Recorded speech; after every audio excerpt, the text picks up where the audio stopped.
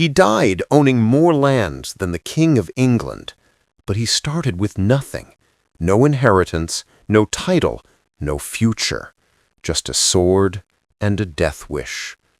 You think you know what a knight is. Shining armor, chivalry, honor codes written in dusty books. However, William Marshal was something else entirely. He was a tournament champion who killed for prize money. A hostage who became a kingmaker. A man so legendary that 5 English kings relied on him to save their throne. This is the story of the greatest knight who ever lived, and why everything you think you know about medieval knights is wrong. William Marshal was born around 1146 in England, 4th son of a minor nobleman. In medieval times, that meant one thing: you inherit nothing. His older brother got the lands, the title, the future. William got a horse and a helmet. At age 5, his life nearly ended before it began. During a civil war called the Anarchy, his father used him as a hostage, a human shield, and a political standoff with King Stephen. When negotiations failed, the enemy threatened to catapult young William over the castle walls.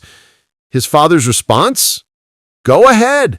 I have the hammer and anvil to forge better sons. Cold, ruthless, medieval. The soldiers prepared the trebuchet. They placed William in the sling. But at the last moment, King Stephen couldn't do it. He saw a child playing with his knight's lance like a toy. William survived. And that moment forged something inside him, a determination to become so valuable, so indispensable, that no one would ever use him as a bargaining chip again. At 13, William became a squire to his cousin, William de Tankerville, in Normandy. He learned to fight, to ride, to survive. But he wasn't gifted. He was clumsy at first, made mistakes.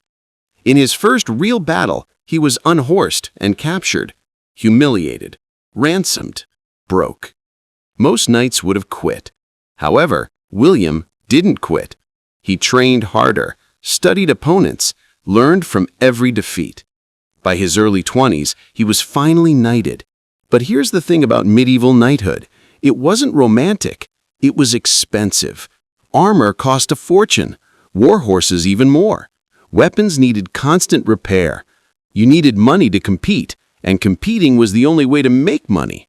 So William entered the tournament circuit, the UFC of the Middle Ages. These weren't the rehearsed jousts you see in movies. They were full-contact melees.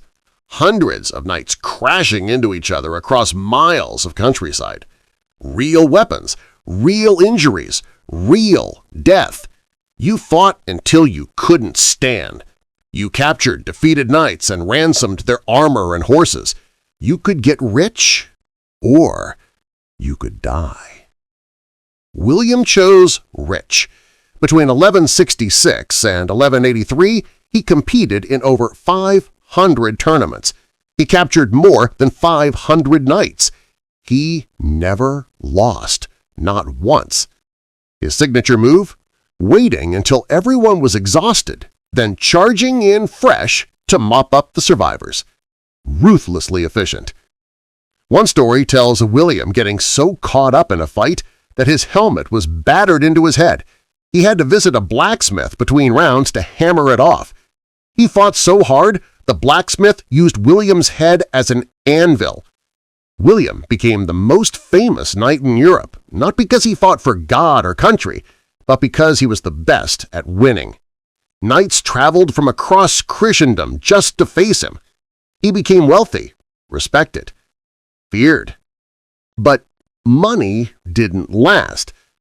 William was terrible with finances. He gave too much away to struggling knights, spent lavishly on equipment, gambled on risky ventures. Therefore, he needed something more stable. He needed a patron. William's tournament fame caught the attention of Henry II, King of England. Henry hired him in 1170 to train and protect his eldest son, Henry the Young King.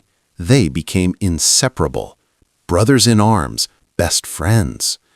The young king was charismatic, generous, beloved, but also immature and power-hungry.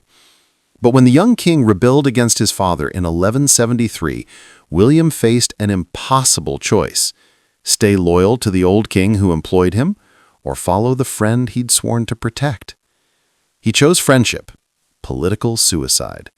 For years, William fought in a losing civil war. The young king was terrible at strategy, burned through money, made reckless decisions. When the young king died of dysentery in 1183, William was left with nothing again: no patron, no income, no future. His dying friend made one final request: take my cloak to Jerusalem, fulfill my Crusader vow. Therefore, William did something extraordinary. He went on crusade to the Holy Land, not for glory, not for land, but to keep a promise to a dead friend. He fought in the Kingdom of Jerusalem, survived brutal desert battles, prayed at the Holy Sepulchre. He spent 2 years there, and when he came back, Henry II took him back into service. Why? Because William Marshal kept his word, even when it cost him everything. That loyalty became his currency. Henry II died in 89. William served Richard the Lionheart next. When Richard died in 1199, William served King John, a paranoid, cruel, incompetent king that everyone hated. But William had sworn an oath, and William never broke his word. He became Earl of Pembroke, Lord of Leinster in Ireland, Marshal of England, Regent of the kingdom. The poor fourth son now ruled kingdoms. Here's William's most iconic moment. In 1189, Richard the Lionheart, not yet king, was at war with his father, Henry II. William was defending the old king during a desperate retreat near Le Mans. Richard charged at them, leading the pursuit. William turned to face him. He lowered his lance. He could have killed the future king. One thrust. Richard would be dead. The Civil War over. Instead, at the last second, he shifted his aim and killed Richard's horse. Richard crashed to the ground, humiliated but alive. William spared him. William rode away. When Richard became king weeks later, everyone expected him to execute William for that moment. Instead, Richard laughed. "You tried to kill me," Richard said. "I killed your horse," William corrected. "If I wanted you dead, you'd be dead." Richard respected that. He made William one of his most trusted advisors and arranged his marriage to Isabel de Clare, one of the wealthiest heiresses in Europe. Overnight, William went from landless knight to one of the richest lords in the realm. That's the thing about William Marshal. He knew when to kill and when mercy was more powerful than murder. In 1217, England was collapsing. King John had died. His 9-year-old son, Henry III, was now king. French armies invaded, trying to seize the throne. Half the English barons supported the French prince. London was under siege. The kingdom was fracturing.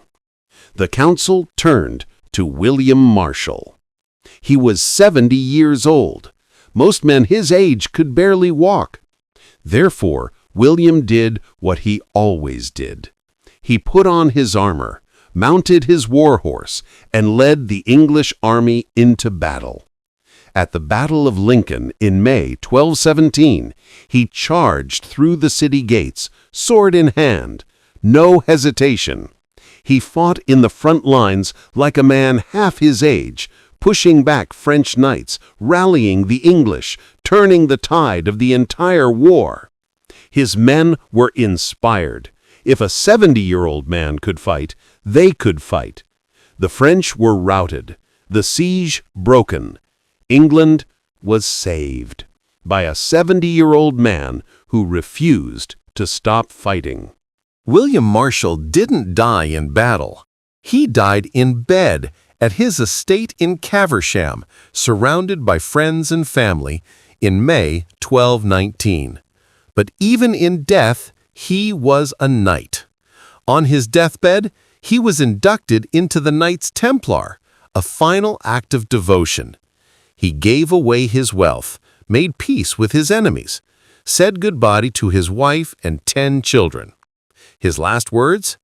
"I cannot defend myself against death." He was buried in the Temple Church in London, where his effigy still lies today, legs crossed, sword at his side, the image of the perfect knight. William Marshal's biography, written shortly after his death, called him the best knight that ever lived. Not the strongest, not the holiest, the best. Because he combined skill, loyalty, intelligence, and survival instinct in a way no one else did. He served 5 kings and outlived them all. He started with nothing and ended as one of the most powerful men in Europe. He fought in hundreds of battles and tournaments and died of old age. In a world where knights were supposed to be either saints or savages, William was something rarer, a professional. William was once so broke after a tournament that he had to sell his cloak for food. Despite winning fortunes, he was constantly in debt because he gave too much away to other knights and their families. His wife, Isabel de Clare, was one of the wealthiest women in Europe. Their marriage made him a lord overnight. They had 10 children together, 5 sons and 5 daughters. William fought in tournaments well into his 60s just for fun. He despised King John, but served him anyway because he'd sworn an oath, and William never broke his word. When he died, more than 100 knights attended his funeral. Many wept openly. So here's what you just learned.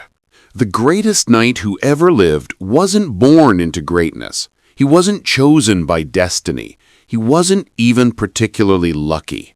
William Marshal became a legend because he was relentless. He fought smarter. He kept his word. He survived when others didn't. And when the world needed saving, he put on his armor at 70 years old and won a war.